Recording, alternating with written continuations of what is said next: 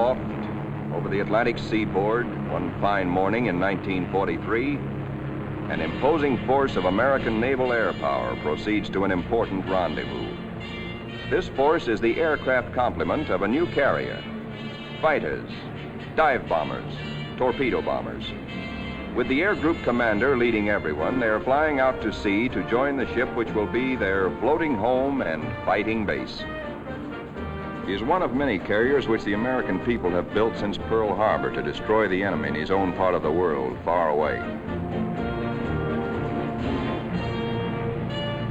And there now is our base, powerful and serene. In honor of all American aircraft carriers, let us call her the Fighting Lady.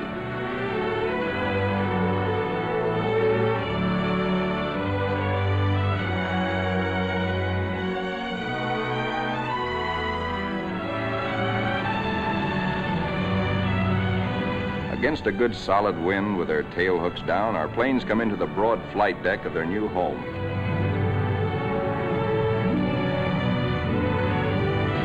In case the plane's hook fails to catch the arresting gear, there's a series of stout wire barriers. Number one man on the flight deck just now is the LSO, the landing signal officer, always a flyer himself. Like all aviators, he'd much rather be flying. Come on in and sit down. The plane is out of the groove and he waves it off. Come around another time, pilot, and we'll take you aboard.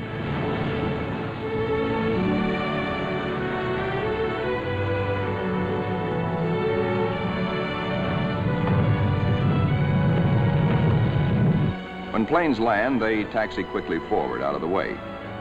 Later, they'll have to be shifted to the stern and rearranged in proper position for takeoff. This is called respotting the deck.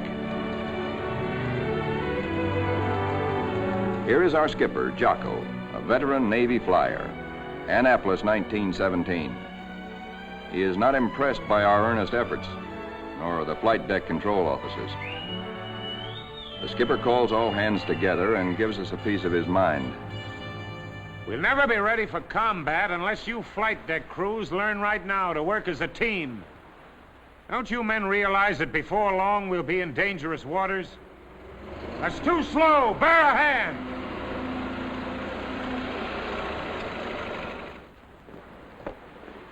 Watch out. Keep that wing clear. Get it over to starboard. Way over to starboard. Come on, get the lead out of your pants. Now this is the way your deck should look when you're ready for action. Our ship, our Fighting Lady, is enormous, wonderful, and strange to us. From stem to stern, the entire ship is a honeycomb of watertight and flame-proof compartments. Far below the waterline are engine rooms, fire rooms, fuel tanks, and magazines packed with enough assorted high explosive to blow us all to kingdom come. The hangar deck is like a gigantic tunnel, nearly 2 city blocks long and wide enough to house 4 freight trains abreast.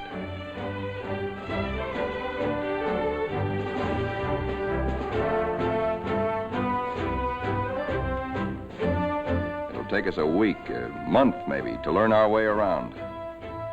These new surroundings are as mysterious to us as they are cold and impersonal. Our Fighting Lady is like a huge floating cave, noisy and uncomfortable.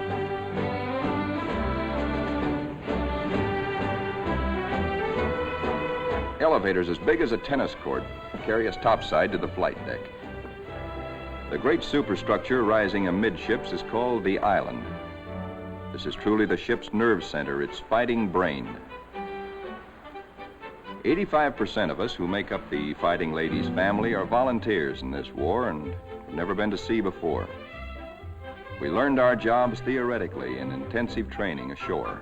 A very short while ago, we were high school boys and college kids, or bank clerks, or farm hands, or factory workers. Now we are blue jackets and Marines, all members of a naval combat team nearly 3,000 strong. In our multitude of new tasks and duties as a team, we're very green, but curiosity and comradeship, and the instinct of self-preservation are great teachers.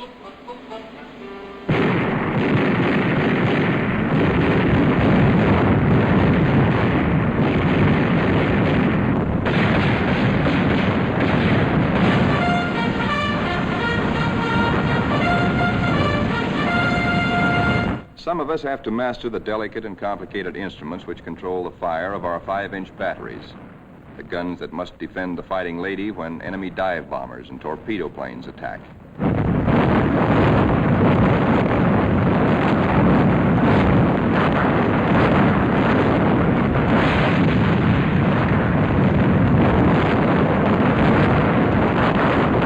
We train and train to learn our stuff and earn our E for efficiency.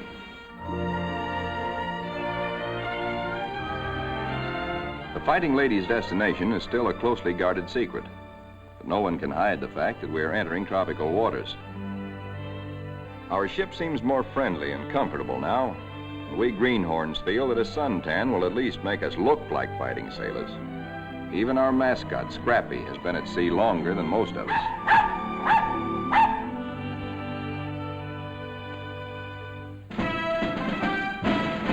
Some of the mystery that has been hanging over us is lifted when we enter the Panama Canal. There is a lot of unprofessional nervousness about whether or not we're too big to get through the locks. By using lines instead of fenders, we do get through, as the naval constructors knew all along we would. Come on, hop aboard. We're going places. For 2 cents, I would. Do anybody want to swap?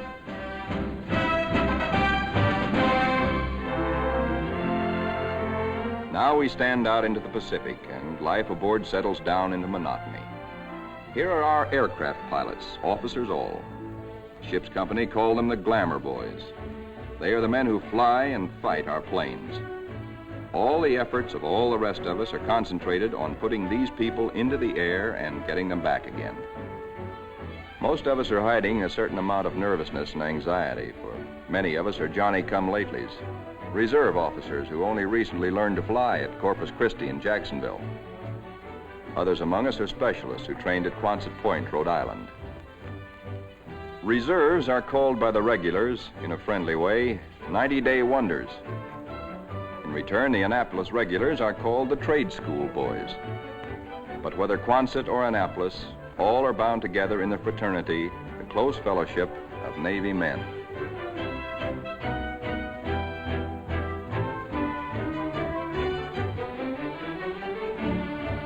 Among the ship's non-commissioned personnel, almost 3,000 blue jackets and 100 Marines, the hottest shots are the air crewmen, aerial gunners, and radio men.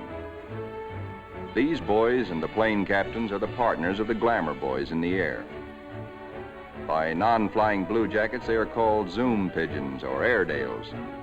And because they receive 50% extra pay for flying, they are sometimes referred to as the bankroll boys.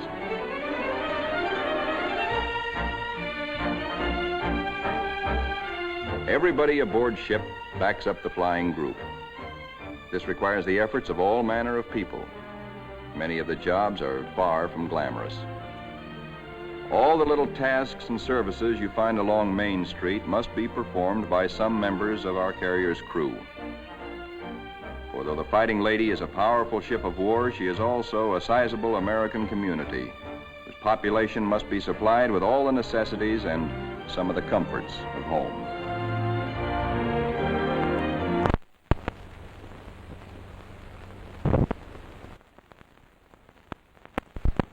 Doc Sorensen, the pharmacist mate, is just like a village druggist. And next door is our hospital called Sick Bay. It has only a few patients now, but soon it is to be filled with our wounded. Men like these who perform the humble jobs that make life aboard a fighting carrier more bearable, the barbers and the cobblers, are seldom mentioned in communiques. They all have a place in our fighting team. Weeks pass. Now we are far out into the Pacific, which is a very considerable body of water.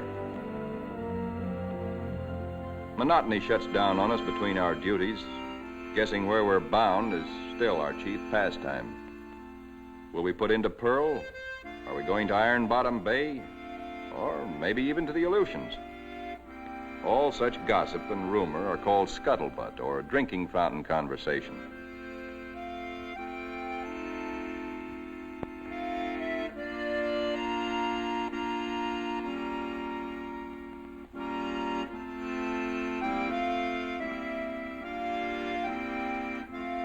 Throughout the ship, men get together in little groups to take refuge from the heavy burden of waiting for something to happen.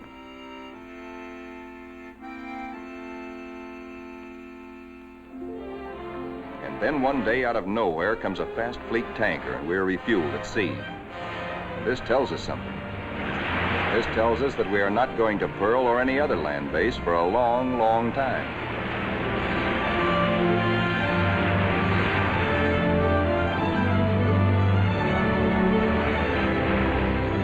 Besides our skipper, we have an admiral aboard, a sea dog who's been a naval flyer for nearly 20 years. Until now, only these officers have known where we are to go. But now Jocko, our captain, confers with the air group commander and reveals the plan. The Fighting Lady has been ordered to make a strike. She will pass through waters where no carrier task force has ventured since the bloody Battle of Midway. Remember, this is 1943, long before we took the Marshall Islands. Weather studies are made, and though this is a daily routine, somehow the whole ship senses that something is about to happen. Even before the news is broadcast to all of us, there's a new tension and atmosphere of expectancy. And then we are told we have traveled more than 7,000 miles from Panama, so that tomorrow, August 30th, 1943, we can strike the Jap base at Marcus Island, deep within the enemy's ring of defenses. The evening before our first strike, the air group commander briefs all his pilots with maps and a model of our target. We are sticking out our necks to within 1,000 miles of Tokyo to divert the Japs' attention from other American activities far south and east of Marcus. Those of us who have never before been in battle, that's most of us, ask a lot of questions of those who have seen action. Seat gunners. Don't break off until you're practically on the same course and right astern of the enemy. Then push over fast. Outwardly, we try to seem composed and cheerful, but a lot's going on inside our minds. We question our most inner selves. What'll it be like? How'll we take it? Will we do all right? This is the night when a lot of boys write one more letter home.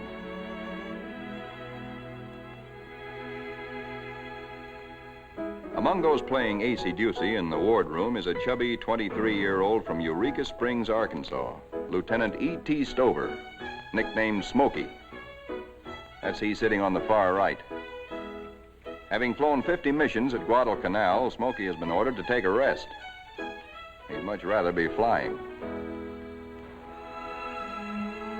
Before dark on the eve of battle, our planes are loaded with bombs and gas. So that each plane will be in its precise position for a speedy takeoff, we spot and respot our deck.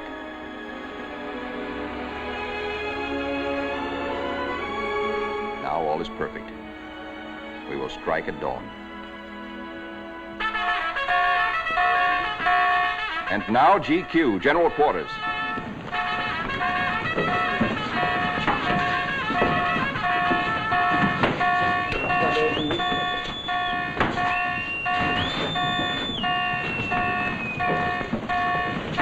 Every man on the ship goes to his battle station, his special place on the fighting team.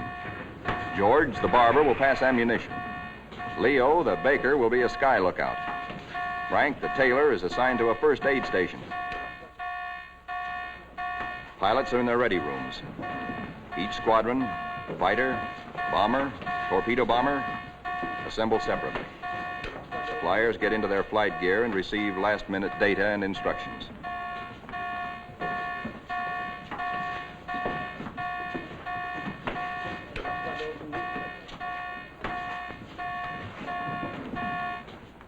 On the flight deck, our first battle dawn awaits us. Our whole ship is on hair trigger. The Fighting Lady is hardly 100 miles from the first target of her career. These last few minutes before the order for our first action are the toughest time of all.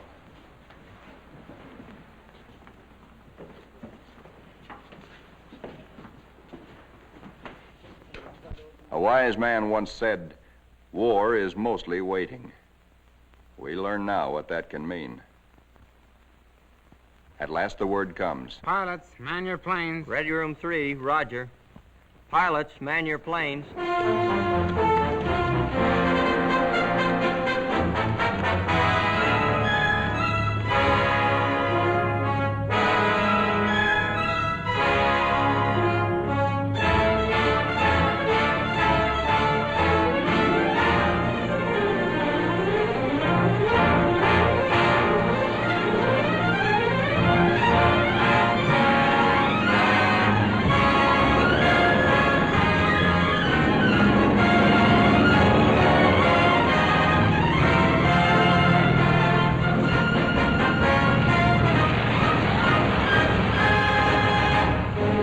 The fighters take off first to form cover aloft for the other squadrons.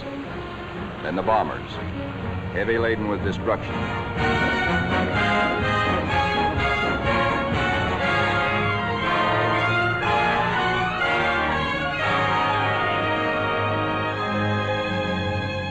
The sun has risen now, and our escorts are alert for enemy submarines. But the Fighting Lady steams boldly toward our target to lessen the distance for our planes when they return.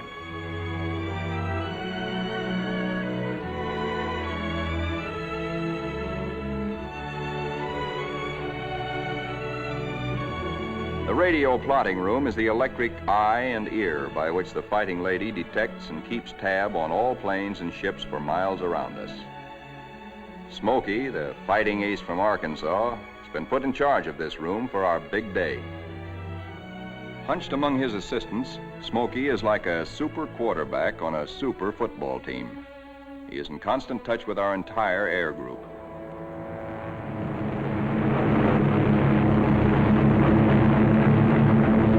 As our first fighters race in toward Marcus Island, they stay low, hoping to escape detection by the enemy's radar.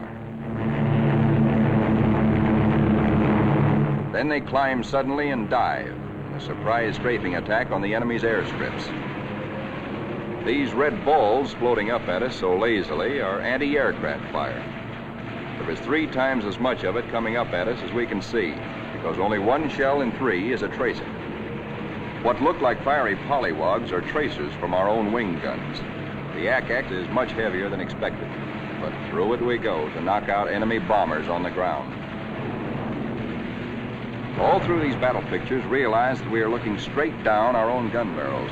These pictures are taken automatically by the same mechanism that operates the guns. Pictures even shake with the gun's recoil. Our eye is now the very eye of our fighting airplane.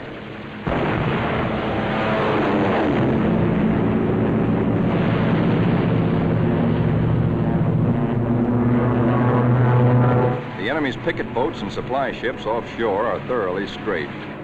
No longer will these craft bring rice and sake and munitions to Marcus.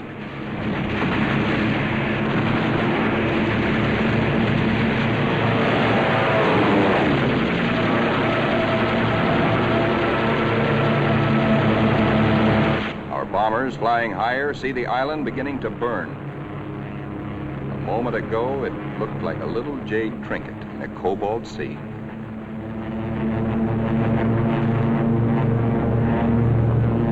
As the fighters and bombers swing victoriously away from Marcus Island, towering columns of smoke show the thorough job our boys have done. Back aboard ship, Smokey is tracking the flyers with care to be sure that none is missing and that no enemy planes are trying to follow them out to our Fighting Lady.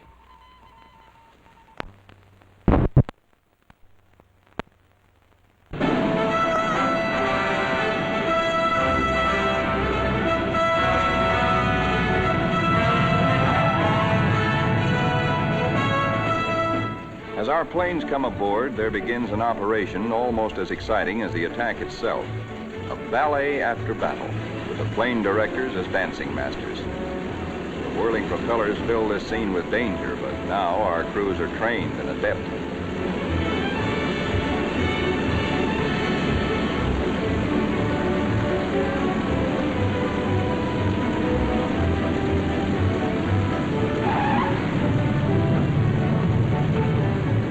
landing signal officer performs an eloquent adagio on the Fighting Lady's stern. Warning to the rest of the cast to stay off stage until a limping member can be led out of the way.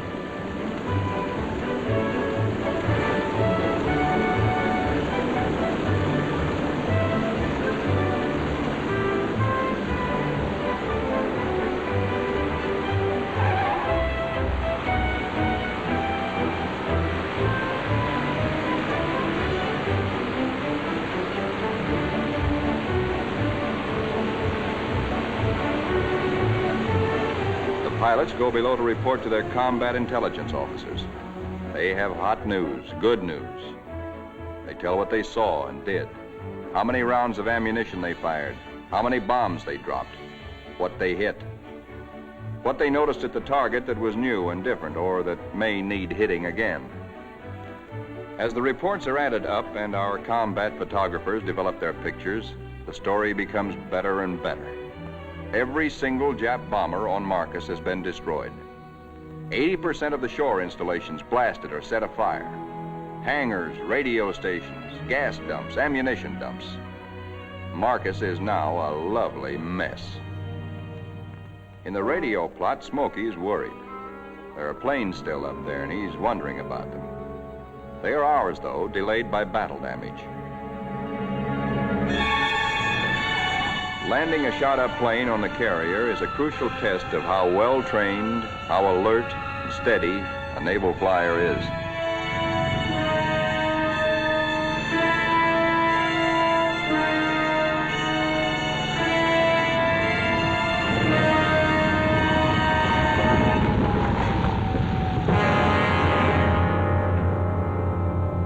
The Fighting Lady now has met her enemy.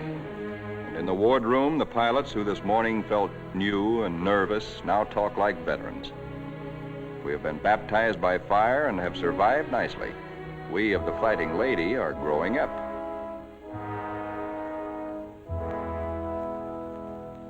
The admiral of our task force knows the overall strategy of the whole Pacific campaign: to smash straight through Japan's outer network of islands, to recapture the Philippines and land on the mainland of Asia.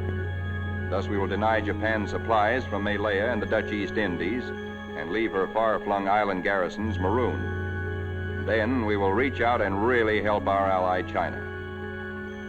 Months after Marcus, this campaign is well started. Our carrier task forces have been in many battles. And now, early in 1944, the Fighting Lady's target is Kwajalein in the Marshall Islands. These are Jap Zeros. Fighter screen being pierced by our planes and planes from 8 other carriers, preparatory to strafing Kwajalein and bombing it apart. Our fighter pilots have improved with practice, with the confidence that comes from experience. They estimate their range by watching their tracers. They hold their fire until their wing gun bullets converge at 300 yards. Shoot in bursts instead of in steady streams, which heat up the guns and spend ammunition.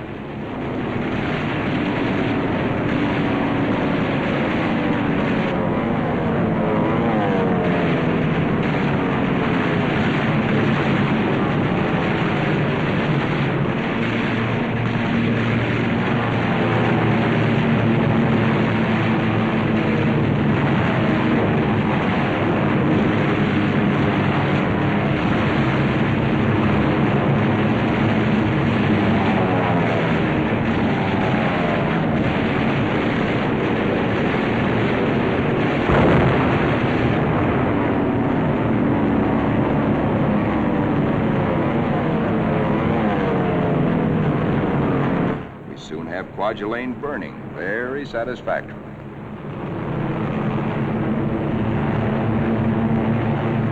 After our bombing attacks and heavy shelling by our surface ships, assault craft filled with Marines and Army hit the beaches. And very soon after that, Kwajalein is ours.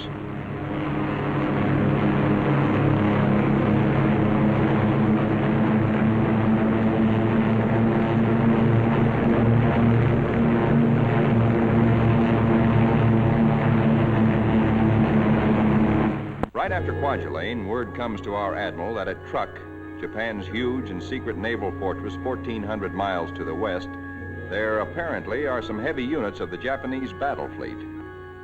Perhaps we can surprise them. Again, the Fighting Ladies Squadron and squadrons from other carriers take off for combat. A lot of mouths are dry at the thought that our target is mighty truck. The rear seat gunners look back at the Fighting Lady, wondering when and if they will ever return to her.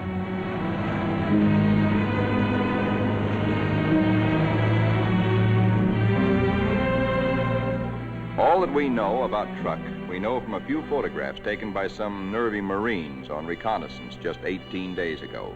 We hear that it is a complex of heavily fortified islands surrounded by airstrips, with naval anchorages at certain spots among the islands. For the next 2 days, more than 1,000 of our carrier-based planes are going to sweep in on truck in relays. The planes appear to float gently off our bow. Actually, their airspeed is a good 70 knots. Diving in on truck, we again turn on our guns and their synchronized cameras. Truck's defenders are aloft and we smack them hard.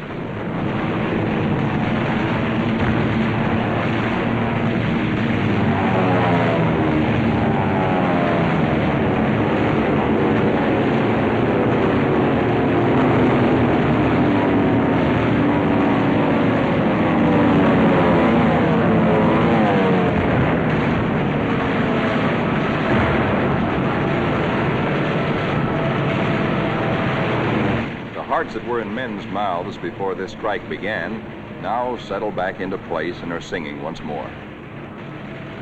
There's something really grand, something historic about diving in here on this place which Japan has been building and guarding jealously from all the Japanese eyes for 20 years.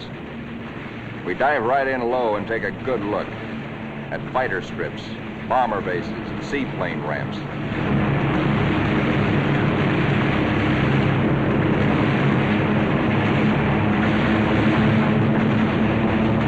In an almost vertical dive, the pilot may black out or go blind for a moment when he pulls up and out at the bottom, but the camera won't black out. It cannot see the landing of our own bomb, for we'll be up and away before that reaches the target, but it records the hits of other planes ahead of us.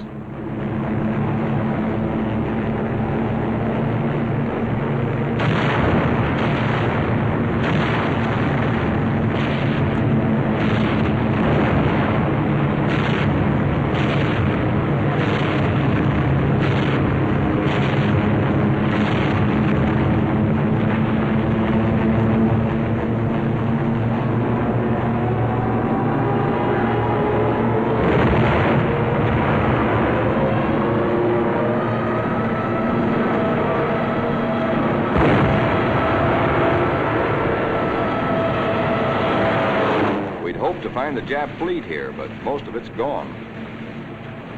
Some lingering ships, including some of their fast fleet tankers, we find hiding in sheltered coves. The vessels which we are now strafing are other fleet auxiliaries, rice boats, transports, and ammunition ships.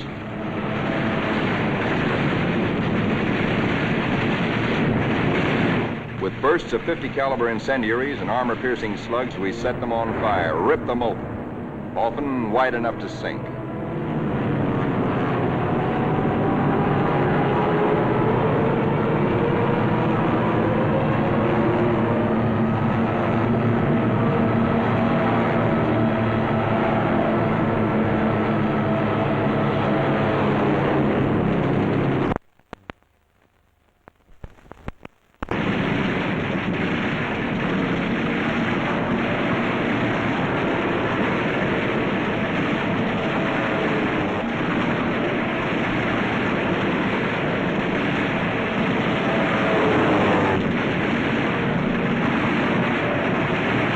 Strafing ships filled with TNT is not very healthy for pilots who dive too low.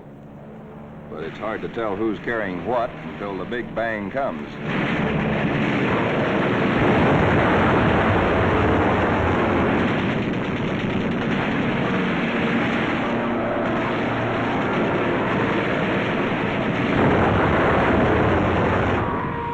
Returning to the deck at 130 miles an hour with a flap shot away, all a pilot can hope to save is his own skin.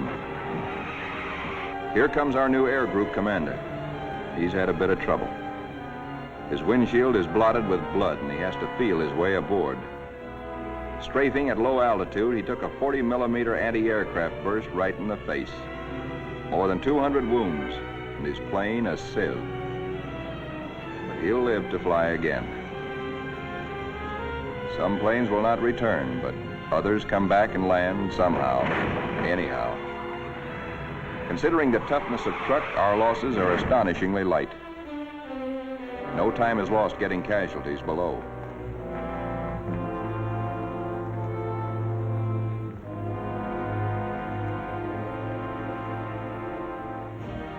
It's a long way from truck to our secret rendezvous in the Marshall Islands. Someday it can be told just where this is. Actually, it is a magnificent new fleet anchorage, an advanced naval base, which we have taken from the Japs and made secure. Now, for the first time, we, who have been operating as separate, relatively small task forces, see assembled the enormous mass of naval power. Over 1 million tons of American fighting steel. New carriers, new battleships, new cruisers and fleet auxiliaries in an amount which Japan could never conceive, let alone produce.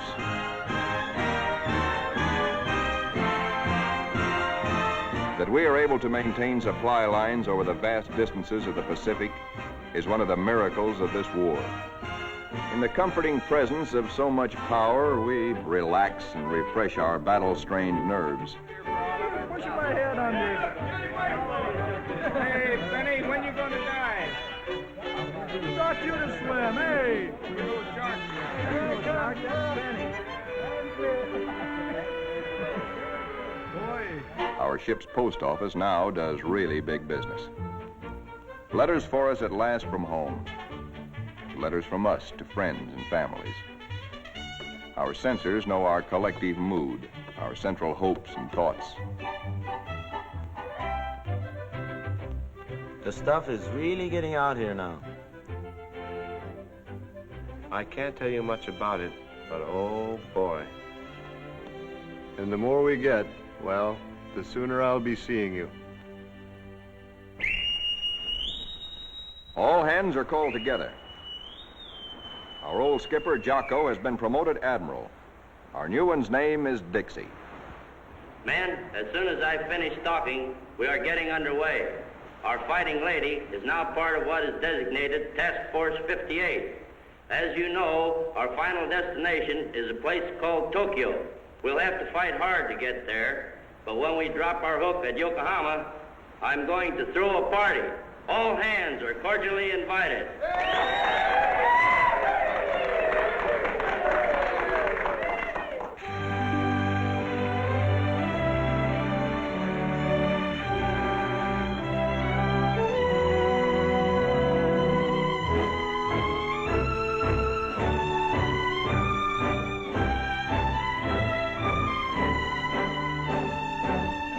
Our task forces are built compactly now around carriers like ourselves, with speedy new battle wagons at our side.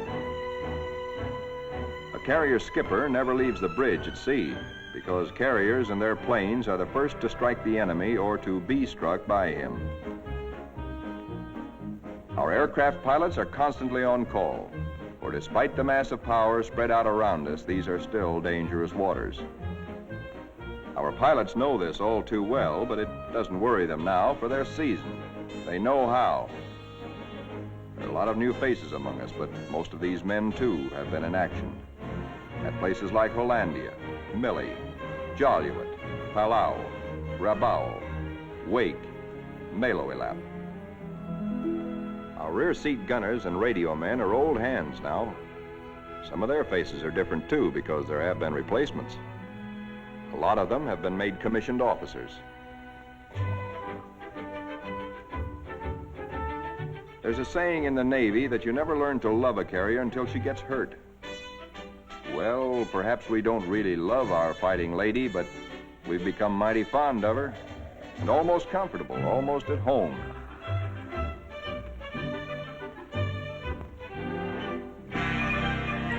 Occasionally, our shipboard movies bring us that one thing we crave the most, one touch of something utterly American, one deep breath of home.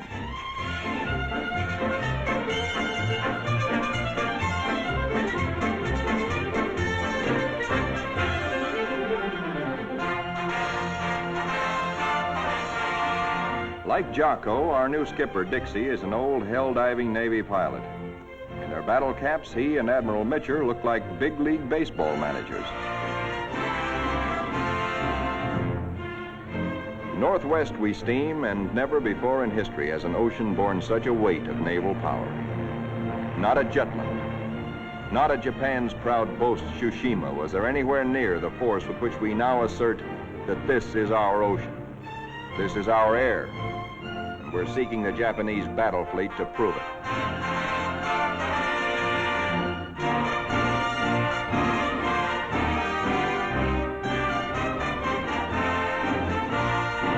With our cruisers and our biggest new battle wagons present, we are strong enough to hope, really to hope, that we may provoke the Japanese fleet into accepting a fight.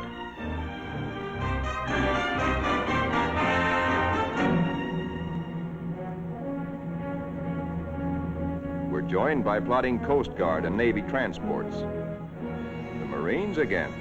So another amphibious assault is cooking.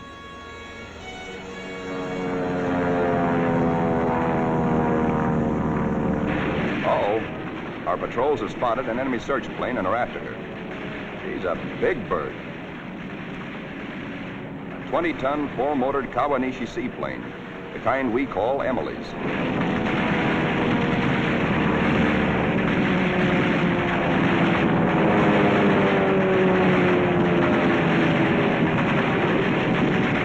Miss Emily's a tough old girl.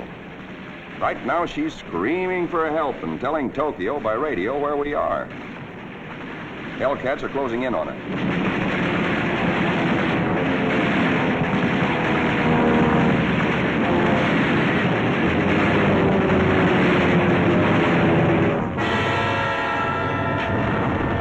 So long, Emily.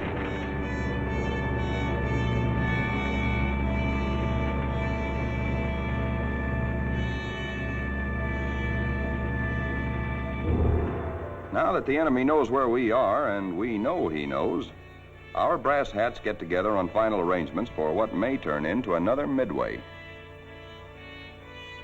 Our objective, first of many in our drive through to the Philippines and China, will be the Marianas. In battles just ahead of us, we are to make good use of a multitude of weapons, special devices, and techniques which have been evolved through the 30 years since the U.S. Navy first took to the air.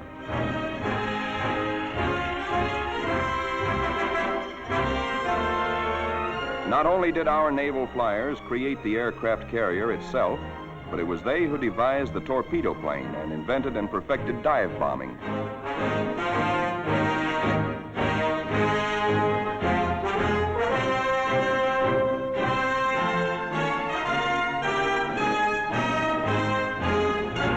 Disposed about our flight decks so that planes can be quickly armed are all manner of death-dealing objects.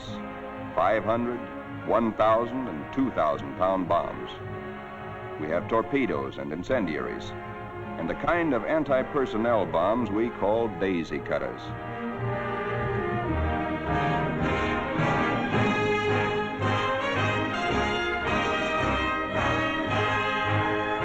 Some of our bombs are armor-piercing, some for fragmentation. Others have delayed action fuses to prolong the effect of our bombardment for hours after we have delivered it. Here are the new rockets, which pack the same wallop as a 3-inch shell. They weigh little, and because there isn't much recoil, they can be fired from planes. On the eve of battle, we are told to scrub up to lessen the danger of infection in case we're wounded.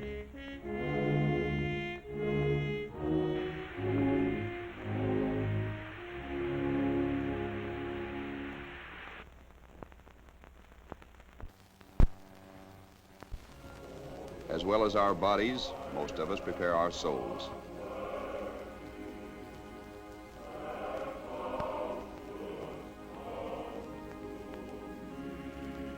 Always on the eve of battle, divine services are held in relays, so that every one of our fighting ladies' 3,000 sons has a chance to attend.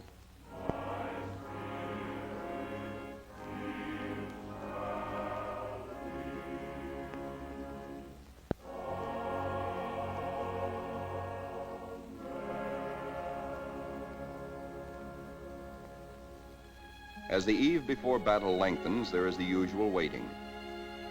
Again, we're reminded that war is mostly waiting.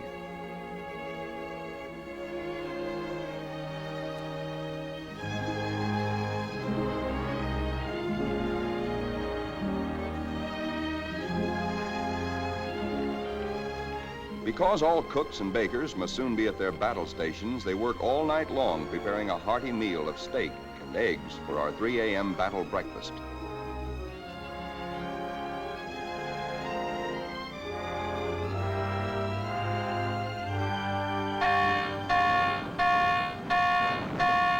We are being attacked.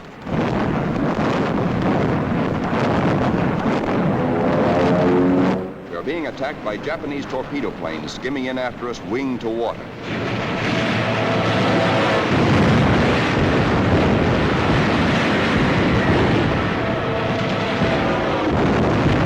All they want is one hit on our flight deck.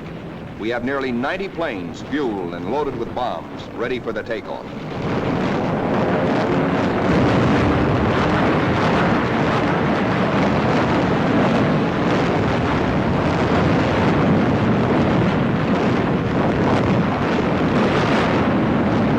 Each patch of flame is a burning Jap.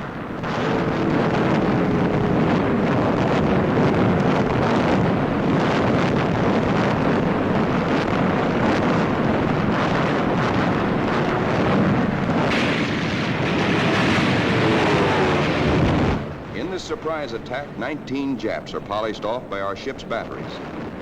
Not a single carrier is hit. We have been fortunate. So now commences another major moment in the fighting lady's career. Flight quarters sounds. In this modern warfare, the young plane captains are to their pilots what squires were to armored knights of old. In this operation, typical of many more to come, a lot of other fighting ladies will be involved. And nearly 2,000 carrier-based planes, all of them attacking in air groups like our own.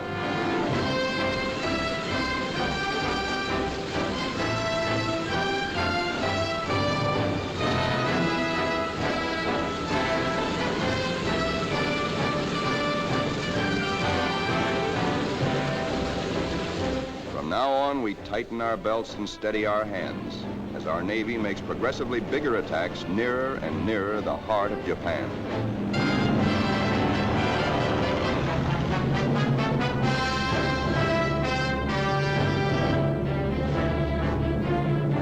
At his post and radio plot, tracking down enemy planes and cursing the luck that keeps him out of the air, Smokey chafes at being grounded on a day like this, especially when targets are juicy ones.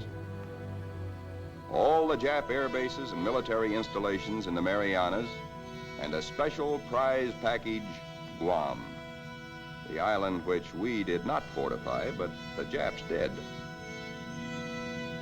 Now comes word that the Japs have sent strong air reinforcements to Tinian, which flanks Guam. Again, our synchronized cameras record, as no human eye and memory could record, just what our guns and bombs do to the enemy. These pictures enable our air combat intelligence officers to assess the damage as we swoop down upon Tinian.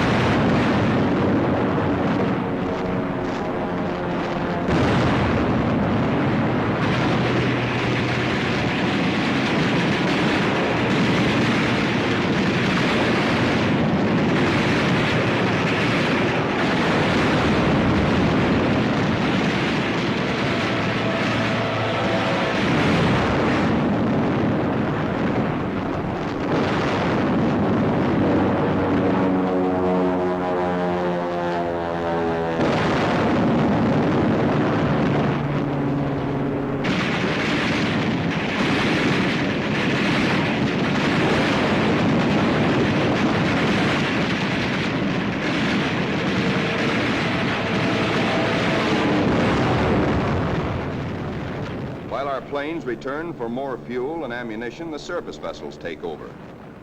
A prodigious naval barrage to prepare the beaches our assault forces are going to hit. Not only our newest, but some of our oldest and proudest battleships are here. The Colorado, the Tennessee, and the USS Pennsylvania, flagship of World War I.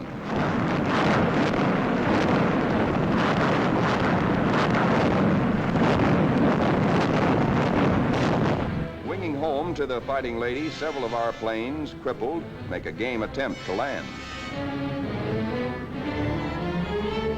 Now is when the landing signal officer must judge not only the speed, but estimate the battle damage of planes like these.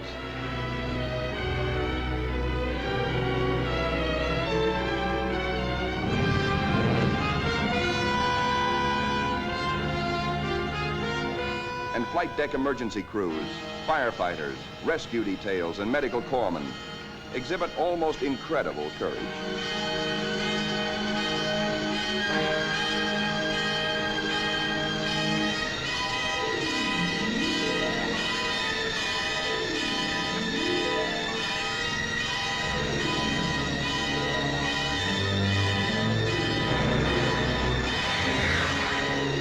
The pilot of a torpedo plane has been unable to release his load of incendiaries.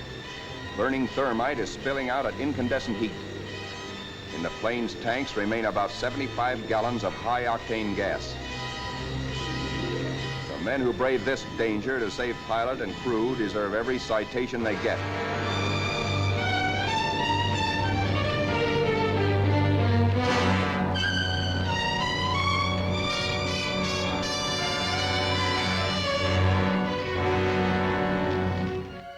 In the ready rooms, intelligence officers question battle-weary pilots. What did you see? Any Jap carriers in sight? Are you sure they were carrier-based planes? Then from radio plot comes uncomfortable news. Torpedo planes and dive bombers from enemy aircraft carriers are approaching. All hands, man your battle stations. To our engine room go orders for flank speed, which is a few knots faster than full speed, in case we need to take evasive action. All boilers are lighted to let the Fighting Lady outdo herself if necessary. The engine room people turn on the heat, and the propeller shafts churn like fate in their alleys.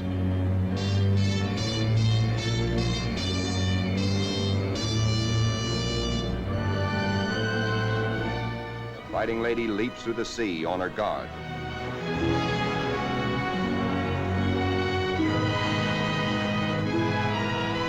Skipper Dixie gears himself for action, and so does wise old Scrappy.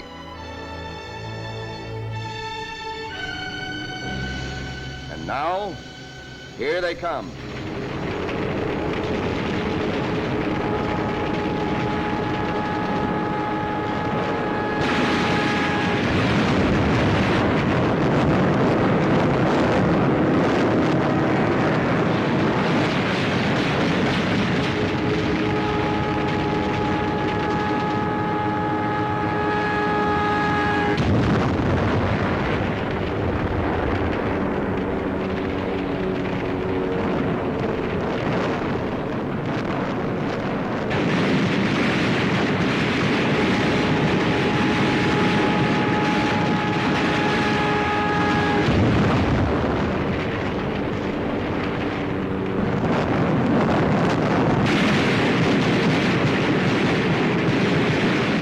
Jap Jill, torpedo bomber, miraculously keeps coming through our wall of flak. She's approaching us fast with a life that must be charmed. Our gunners throw everything they've got, but still she comes. If he ever releases that torpedo,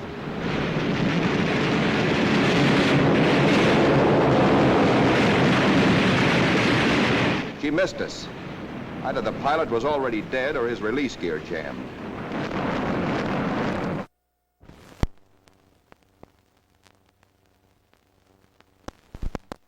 When Smokey, the pride of Arkansas, hears about that one, he almost takes off. Now our reconnaissance has spotted the Japanese task forces. This is the moment we've been fighting and praying for. Every plane that can fly and every qualified pilot is ordered into the air. At last, Smokey gets his chance to fly again. Pilots, man your planes. Pilots, man your planes.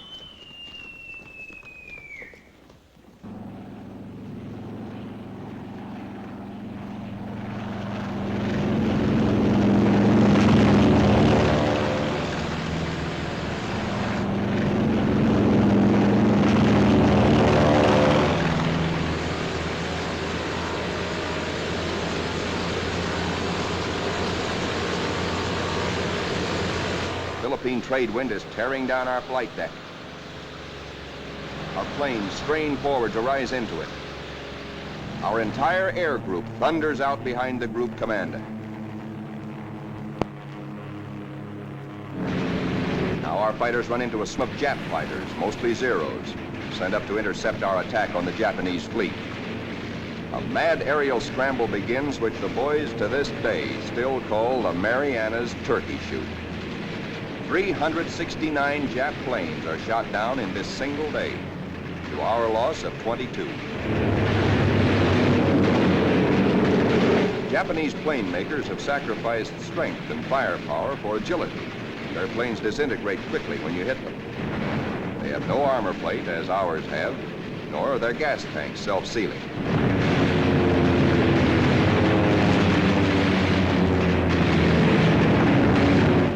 Little monkeys are fancy flyers. They think aerobatics can win dogfights, whereas we believe in smooth flying and careful shooting.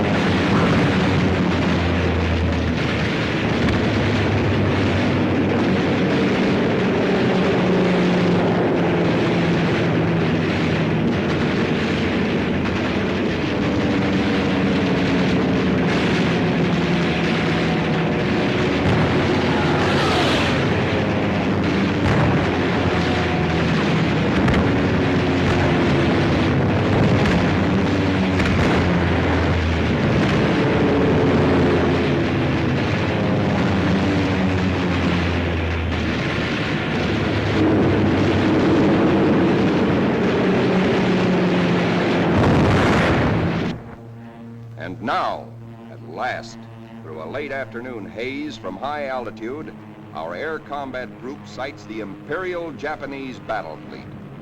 These are the first pictures ever taken of a great enemy naval formation like this.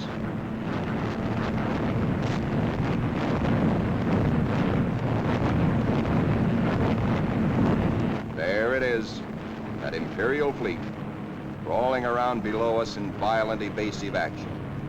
Us looking down on them in the seas they think they own.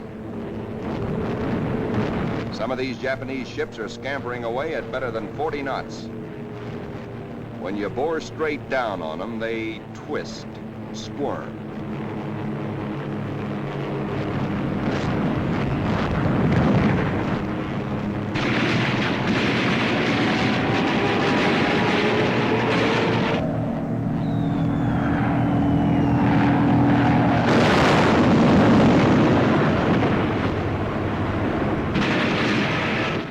A big destroyer at the bow, hoping to shoot out his bridge, and he shoots back plenty.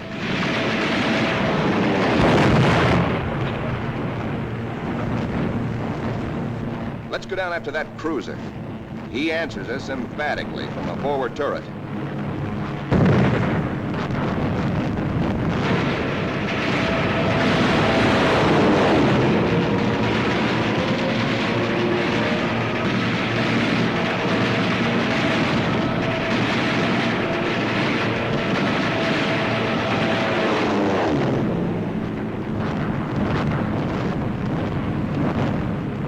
A 25,000-ton Jap carrier of the Hayataka class is going to get it. Watch 5 o'clock in the camera, the lower right-hand corner of the screen. This big flat top gets it where the turkey got the axe.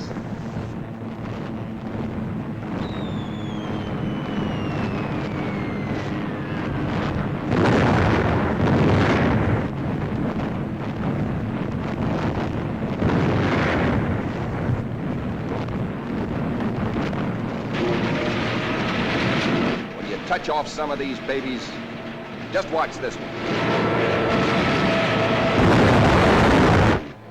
And now we come home from the Battle of the Philippine Sea. 17 Jap warships have been sunk or severely damaged. Several of our returning planes have been badly shot up. A dive bomber comes in out of gas. He pulls off to starboard but noses over because his wheels are down.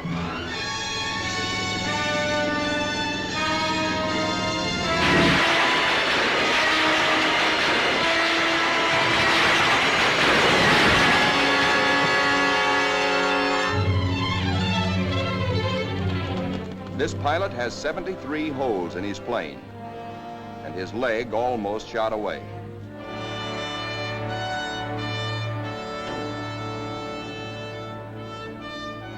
To clear the deck for other planes, number 30, badly damaged, is jettisoned, given the deep 6.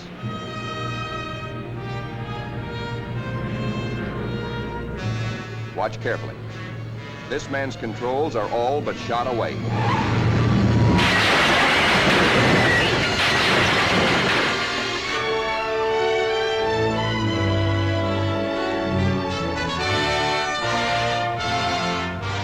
Steps out of it, smiling. And now it is time to paint up the scores. On this fine morning, just a year after being commissioned, the Fighting Lady is beginning to look like a stamp album. She has done her share, amassing Task Force 58's grand total of 757 Jap aircraft destroyed in a 2-week turkey shoot.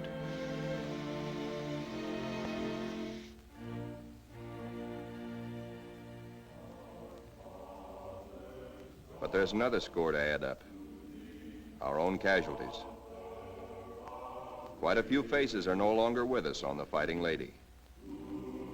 Among them, Commander Upson, skipper of our torpedo squadron. Lieutenant Pappy Condit. Lieutenant John Meehan.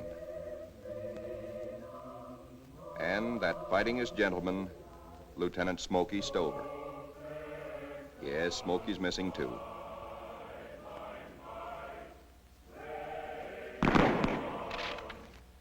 Salute them under their country's flag. For they were brave, they were gallant. Others will come forward to take their places. For the battles we have fought on the seas and in the sky are only the beginning. Still hungry for battle will steam our carrier. Serene, powerful, unafraid. She and her planes will come home again someday, God grant, but not until the bitter, glorious end. For she is, and we salute her, the Fighting Lady.